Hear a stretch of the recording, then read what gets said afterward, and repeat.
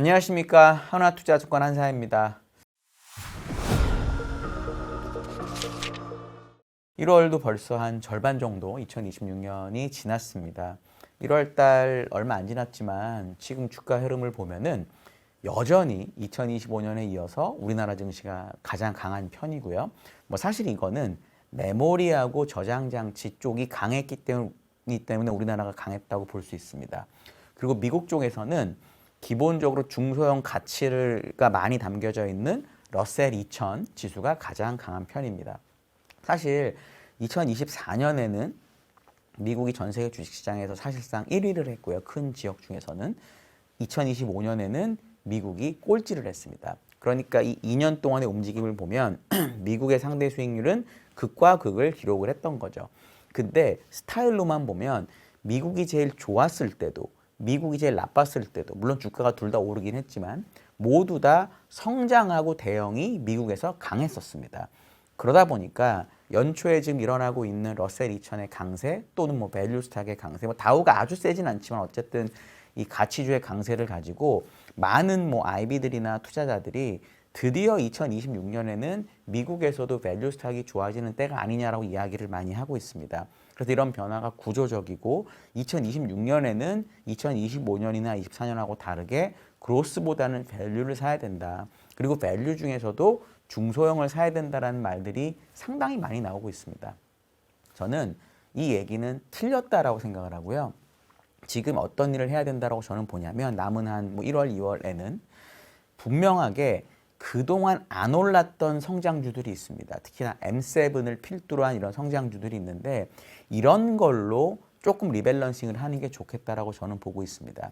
지금 우리나라도 그렇고 미국도 그렇고 뭐 일본도 그렇고 뭐 중국도 그렇고 특히나 이 메모리 반도체나 요것과 관련된 소부장 이런 것들이 정말로 많이 오른 상태인데요. 이 양극화가 분명히 해소되는 절차를 거칠 겁니다. 그게 코스피에서 예를 들어 뭐 자동차가 오른다든지 이런 일들이 있었던 거거든요.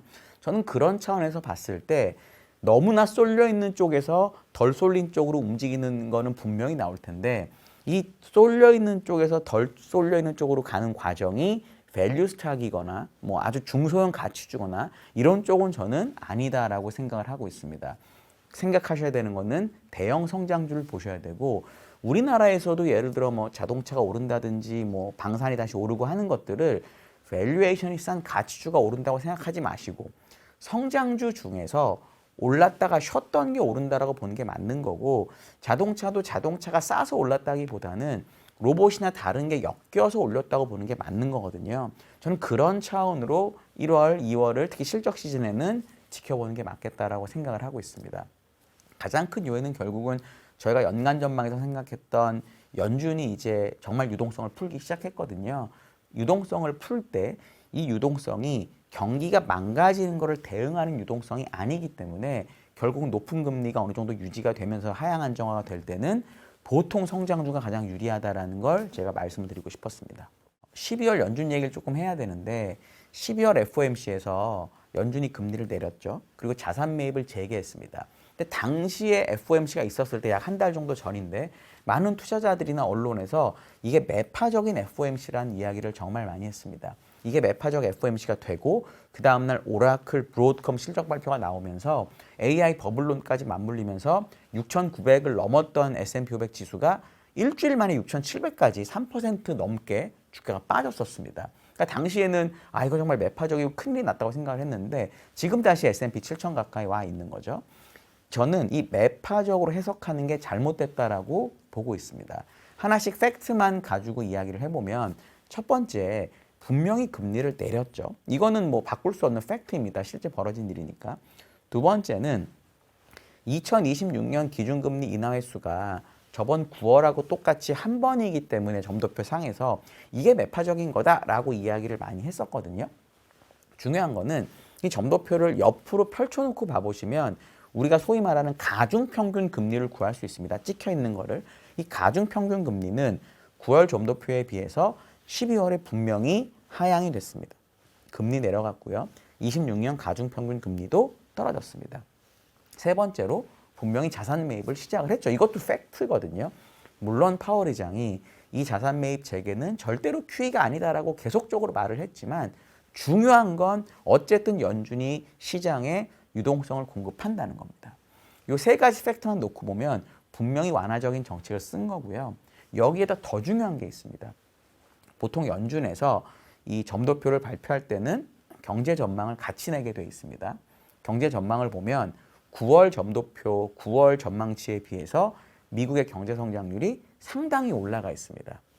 특히 2026년 올해 같은 경우에는 2025년 대비 성장률의 상승폭이 엄청나게 큽니다.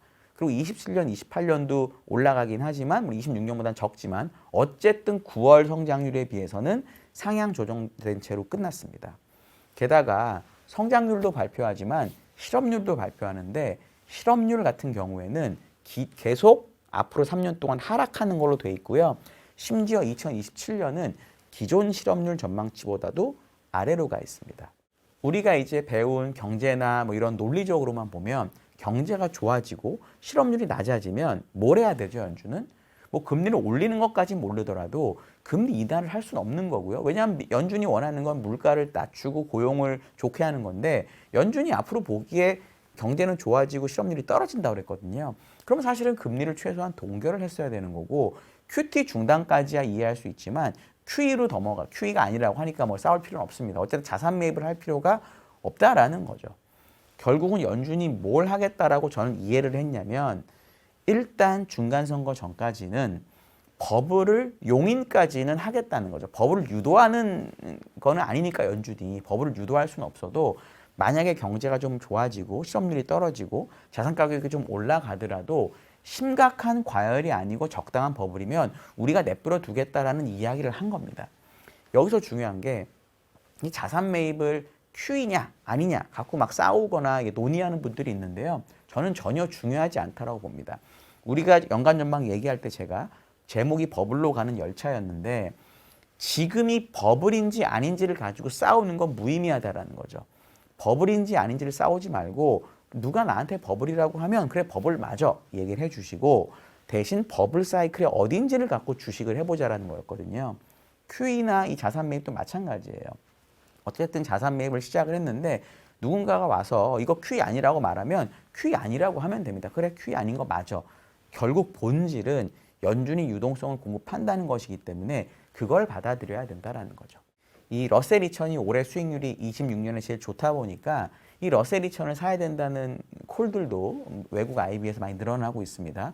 저는 여기서 AI와 관련돼서 이야기를 한번 해보려고 합니다. 사실 러셀 2000이 좋을지 AI 주식이 좋을지 몰라요. 그거는 올해 연말에 가봐야 알 수 있습니다. 근데 우리가 논리를 생각해 봐야 되는 거죠. 어떤 사람이 와서 러셀 2000을 사라는 이유가 AI 버블이 좀 흔들릴 것 같고 주가가 너무 비싸고 뭔가 이쪽에서 생산성이 안 나올 것 같기 때문에 그동안 안 오른 러셀 2000을 사시죠라는 콜을 하는 건 전 틀렸다고 봅니다. 차라리 AI 버블이 곧 터질 것 같고 버블에 있는데 그래서 경제가 심각한 문제가 될 거라고 하면 채권을 사라고 해야 되겠죠. 왜냐하면 장기채가 빠질 거니까.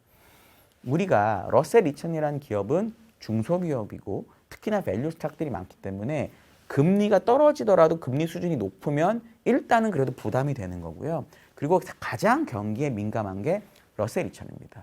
그러니까 AI 버블이 터져서 경기가 나빠진다고 하는데 경기가 민감하고 금리 높은 것에 유리한 러셀 2000을 사라고 하는 건 말도 안 된다는 거죠. 내가 만약에 러셀 2000을 사겠다는 논리를 받아들이려면 AI는 계속 좋고 지금은 AI만 좋고 다른 게 안 좋으니까 양극화가 심하잖아요. AI가 좋아지면서 이게 다른 업종까지 스필오버가 되고 그래서 다른 업종도 크게 좋아지면서 미국 경제가 과열이 될 것 같다까지 인정을 해야 러셀 2000을 좋아하게 됩니다. 또는 역사적으로 어떤 일이 있어야 러셀 2000이 많이 오르냐면 미국 경제 금리가 높다가 경제가 완전 무너집니다. 경제가 무너지게 되면 금리가 빠르게 내려가서 아주 저금리 0%대, 1%대로 떨어지게 됩니다. 이렇게 1%대로 떨어지고 유지될 때 역사적으로 러셀 2000이 나스닥보다 좋았습니다. 그럼 우리의 마음가짐은 뭐냐? 내가 러셀 2000을 생각한다는 거는 크게 양극단인 거죠. 엄청나게 경제가 좋아서 AI의 생산성 향상이 러셀 2000 기업까지 넘어오는 경우거나 아니면 기다렸다가 AI 버블이 터지고 금리가 왕창 떨어진 다음에 이 금리가 떨어져서 경제가 회복되는 사이클에 러셀 2000을 사야 되는 거죠. 지금은 금리는 내려가긴 하지만 왕창 내려갈 것 같지는 않고요. 유동성을 공급하긴 하지만 리만 코로나 시대 같은 QE는 아닌 거거든요. 이럴 때는 90년대 중반처럼 돈을 잘 벌고 주도주의고 조금 밸류에이션 비싸더라도 그동안의 성장률을 사는 게 맞다라는 겁니다. 여기서 또 많은 분들이 잘못 알고 계신 게 뭐가 있냐면 다우존스에 비해서 나스닥의 월등히 비싸다라는 거를 저는 오해하고 있다라고 생각을 합니다. 우리가 역사적으로 나스닥하고 다우존스의 PER 격차를 보면 현재 나스닥하고 다우존스의 PER 격차는 2014-15년에 처음으로 쉐일 오일이 발견이 돼서 미국이 더 이상 중동 눈치를 크게 안 봐도 되는 시기 정도까지 떨어졌습니다. 사실 그때부터 나스닥의 PER이 다우존스보다 크게 좋아지기 시작했거든요. 그러니까 이제 더 이상 유가나 이런 게 인플레이션 요인이 아니고 성장성이 좋아지고 생산성이 좋아지는 쪽이 앞으로 주가가 많이 오른다. 그러면서 밸류에이션 격차가 벌어졌었거든요. 그게 지금 떨어져서 그 당시까지 내려온 상태입니다. 그런데 PER 격차는 떨어졌는데 나스닥의 EPS 증가율이 다우존스의 EPS 증가율에 비해서 여전히 좋습니다. 밸류에이션 격차는 줄었는데 EPS 증가율은 여전히 좋다라고 하면 전 이거는 다우보다는 나스닥을 좋아할 수밖에 없는 그런 상황이 됐다라고 저는 보고 있습니다. 메모리나 저장장치 뭐 이런 관련주들이 워낙 많이 올랐기 때문에 얘네들을 갖고 계시는 거 좀 좋다고 보는데 난 너무 부담스러워 조금 줄이고 싶다. 이럴 때 밸류 스탁, 가치주 사지 마시고요.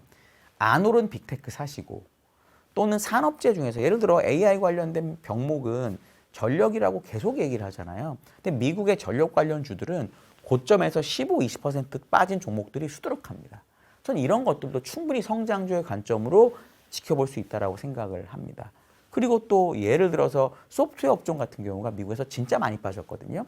결국은 AI, 이 GPT나 뭐 제미나이 이런 걸 쓰는 과정에서 얘네들의 성과가 너무 좋다 보니까 그동안의 소프트웨어 기업들의 이 제품이나 서비스가 굳이 필요 없다라는 것 때문에 결국은 이쪽 주가가 많이 빠지는 거거든요.